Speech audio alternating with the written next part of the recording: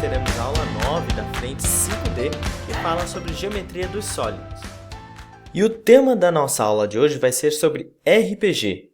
Mas o que é o RPG? A sigla significa Role Playing Game, ou seja, trata-se de um jogo de interpretação.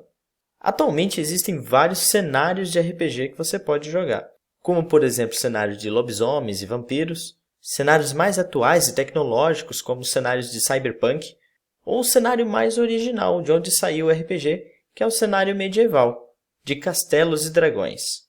Inclusive o jogo de RPG já apareceu em diversos filmes e seriados. Mas os jogos de RPG eles não possuem um grande tabuleiro.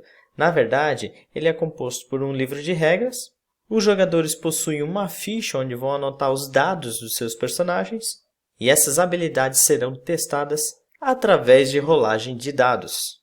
E era exatamente aqui que eu queria chegar.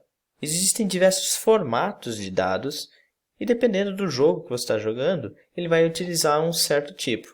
Mas professor, o que isso tem a ver com o nosso conteúdo? Simples! Todos esses dados têm formas geométricas. A gente pode chamar de sólidos geométricos. Ou ainda, podemos chamá-los de poliedros. Poliedros são figuras espaciais formadas por polígonos. Existem diversos tipos de poliedros e alguns recebem uns nomes um tanto estranhos. E no período escolar, a gente concentra nossos estudos naqueles poliedros mais regulares. Os poliedros possuem os seguintes elementos. Ele é composto por faces, essas faces são polígonos quaisquer. A junção de duas faces gera um segmento chamado aresta.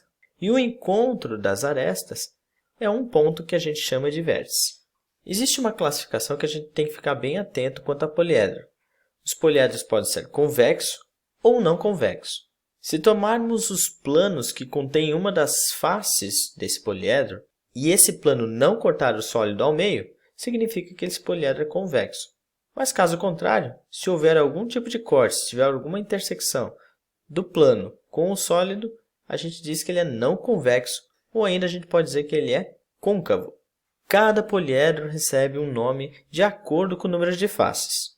E aqui temos uma tabela com vários nomes de poliedros, os principais trabalhados no ensino médio.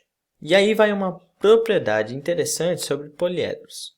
A soma das arestas de todas as faces de um poliedro convexo é igual ao dobro do número de arestas do poliedro, pois cada aresta pertence às duas e apenas duas faces. Isso significa que uma aresta sempre é compartilhada entre duas faces.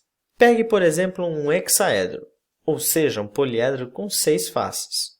Como as faces desse poliedro são retângulos, temos que cada retângulo desses possui 4 arestas. Se multiplicarmos então essas 4 arestas de cada retângulo pela quantidade de retângulos, ou seja, 6, teremos um total de 24 arestas. Porém, a propriedade nos diz que a quantidade de arestas do poliedro em si vai ser justamente a metade dessa quantidade de arestas que a gente calculou anteriormente. Portanto, neste caso, o hexaedro vai ter apenas 12 arestas. Agora vem uma propriedade top. E essa propriedade foi descoberta por Euler. Por isso leva o nome de relação de Euler. Euler tinha uma certa obsessão por fazer uma associação de cada objeto a um certo número. É uma tarefa muito difícil, mas de acordo com esses estudos, ele chegou numa relação super importante, que diz que em um poliedro convexo, o número de vértices menos o número de arestas mais o número de faces sempre vai dar igual a 2. E se somarmos esse A no lado direito da igualdade, teremos a fórmula V mais F igual a A mais 2. E para que você lembre facilmente dessa fórmula, temos um macete mais romântico. Você pode lembrar da frase vamos fazer arroz a 2. E aqui eu organizei uma tabela dos principais poliedros, seus números de vértices, arestas e faces, para que a gente possa verificar que realmente a relação de Euler funciona. Como, por exemplo, no tetraedro. O número de vértices menos o número de arestas mais o número de faces tem que dar 2. Neste caso, 4 menos 6 é igual a menos 2, mais 4 dá exatamente o 2. No hexaedro também. 8 menos o 12 dá menos 4, mais o 6, 2. E assim você pode observar para os demais poliedros da tabela. E por que o professor pegou esses poliedros especificamente? Esses poliedros são bastante famosos. São os únicos poliedros regulares, ou seja, as arestas possuem exatamente o mesmo tamanho, são congruentes. E esses poliedros são conhecidos como poliedros de Platão. Sim, exatamente este Platão que você conhece. E talvez você esteja reconhecendo esses poliedros justamente dos dados de RPG que a gente tinha comentado no início dessa videoaula. Mas se você conhece mesmo o professor Fernando, você está reconhecendo esses poliedros de outro lugar, certo? Na página 3, temos algumas situações para resolver. A primeira diz assim: o tetrahexaedro é um sólido convexo limitado por 4 faces triangulares e 6 faces hexagonais, todas regulares.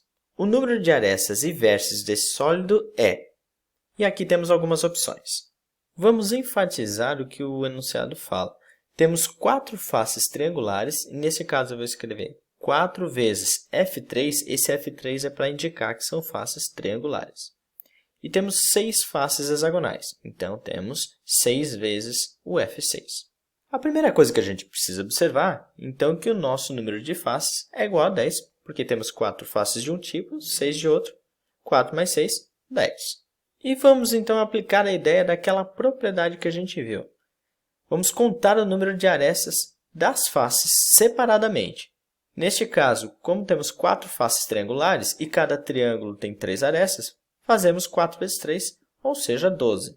Como temos 6 faces hexagonais e cada hexágono tem 6 arestas, fazemos 6 vezes 6, ou seja, 36. Portanto, temos um total de 48 arestas contadas as faces separadamente.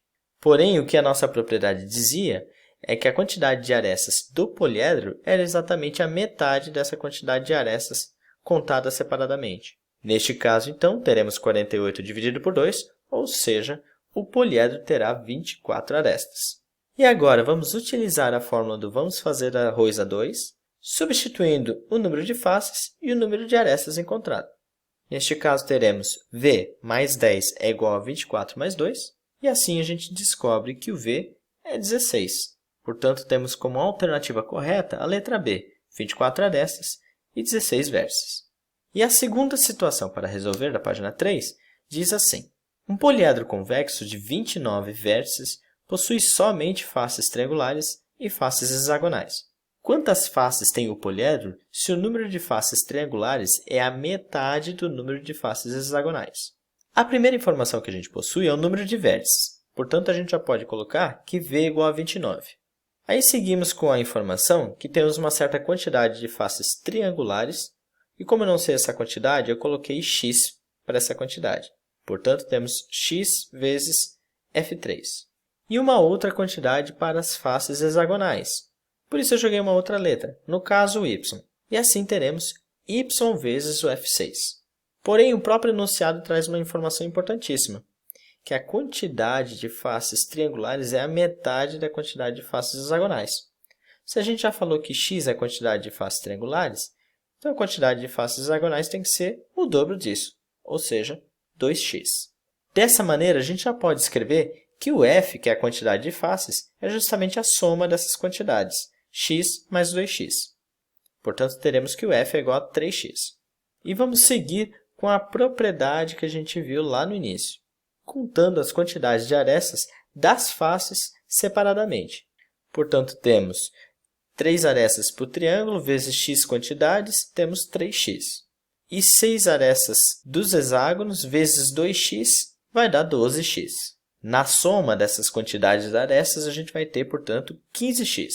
Essa quantidade 15x, vale lembrar, é a quantidade das arestas totais separadas. A nossa propriedade dizia que a quantidade de arestas do poliedro vai ser justamente a metade. Portanto, o nosso A vai ser 15x sobre 2. E agora sim podemos aplicar a fórmula do vamos fazer arroz a 2. Teremos 29 mais 3x é igual a 15x sobre 2 mais 2. Vamos multiplicar essa equação toda por 2 para que a gente possa eliminar esse denominador. E assim teremos 58 mais 6x é igual a 15x mais 4. Agora é só isolar o x, passamos o 6x para o outro lado negativamente, assim como o 4. teremos 54 igual a 9x, ou seja, o x é igual a 6. Porém, ele pede a quantidade total de faces desse poliedro. Daí, como f é igual a 3x, teremos que o f será 3 vezes 6, portanto, a quantidade de faces será igual a 18. Fechou, galera?